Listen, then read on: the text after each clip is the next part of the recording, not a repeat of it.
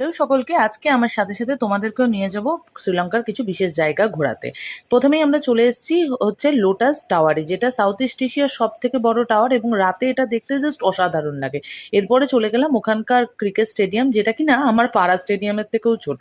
তারপরে গেছিলাম এখানকার এই মন্দিরে।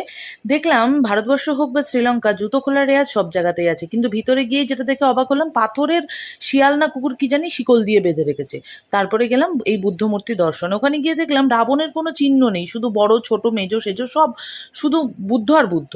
আর একটা সিমিলারিটিও পেয়েছি, টাকা জমানোর। আর চোখ ঘোরাতেই দেখলাম মোদিবাবু এখানেও ভিজিট করে গেছে।